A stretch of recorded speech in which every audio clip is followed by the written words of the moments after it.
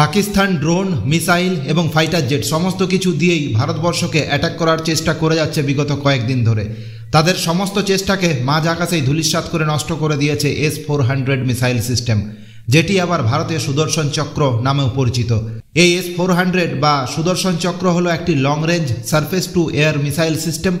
এই ভিডিওতে আমি আপনাদের বলবো এই S-400 বা সুদর্শন চক্র ঠিক কিভাবে কাজ করে এবং এর কতগুলি অংশ আছে, এছাড়া কত দূর এর রেঞ্জ, সমস্ত কিছু আপনাদেরকে জানবো। ভিডিওটি অতি অবশ্যই শেষ অবধি দেখবেন। বর্তমানে ভারতের আকাশ প্রতিরক্ষা ব্যবস্থার অন্যতম প্রধান শক্তি হলো এই রাশিয়ান মেড S-400, যেটি ভারতবর্ষের মানুষজনরা নাম দিয়েছে সুদর্শন চক্র। এই S-400 মিসাইল সিস্টেমটির রেঞ্জ, অর্থাৎ যত দূর অবধি নিশানা দাগতে পারে, সেই রেঞ্জ হলো 380 কিলোমিটার। এই S-400 একই সাথে 160টি টার্গেটকে ট্রেস করতে পারে এবং একই সঙ্গে মাল্টিপল টার্গেটকে নিশানা করতে পারে। ভূপৃষ্ঠ থেকে 30 কিলোমিটার ওপর পর্যন্ত যে কোনো বস্তুতে নিখুঁত আঘাত হানতে পারে এই মিসাইল সিস্টেমটি।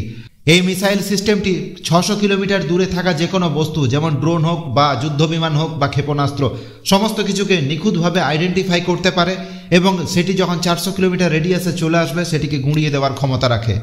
যে মিসাইল সিস্টেমে যত উন্নত কোয়ালিটির র্যাডার থাকবে তার দাম তত বেশি এবং তার কার্যক্ষমতা তত বেশি হবে। তো S-400 খুবই লেটেস্ট এবং খুবই স্ট্রং র্যাডার এখানে কাজ করে। S-400 এই যে মেশিন আছে, পুরো মিসাইল যে সিস্টেম আছে, মোট 4 ধরনের ক্ষেপণাস্ত্র এখানে মজুদ করা থাকে। প্রথমত 400 কিলোমিটার দূরের কোনো বস্তুকে ধ্বংস করতে এখানে ব্যবহার করা হয় 40 N6 ক্ষেপণাস্ত্র।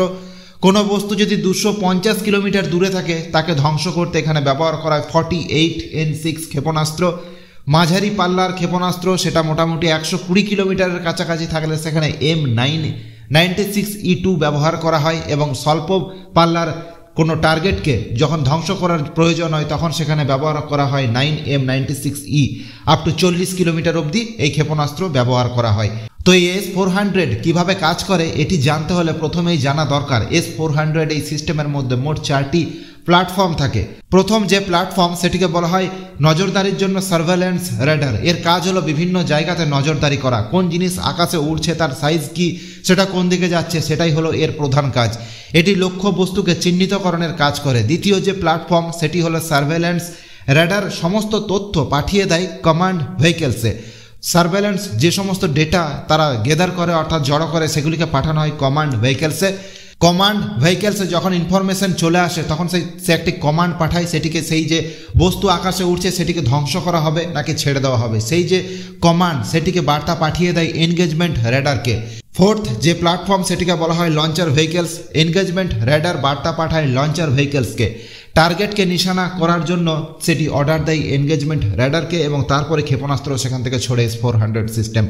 ঠিক এইভাবেই কাজ করে অত্যাধুনিক S-400 মিসাইল সিস্টেম। আপনারা স্ক্রিনে দেখতে পাচ্ছেন খুব সুন্দরভাবে একটি নিউজ পেপারে এই ছবিটি ছেপেছে, আপনারা সেটা পরিষ্কার দেখছেন। এই S-400 মিসাইল সিস্টেমটিকে প্রথমবার মিলিটারি সার্ভিসে যোগ করা হয়েছিল 2007 সালে 28 এপ্রিল। বিদেশে করেছিল, অবশ্যই ভারতে না, যেহেতু ভারত এটি কিনেছে রাশিয়া থেকে। আর S-400 নিয়ে আপনাদের কিছু বক্তব্য থাকলে অতি অবশ্যই কমেন্ট সেকশনে লিখে জানাতে ভুলবেন না।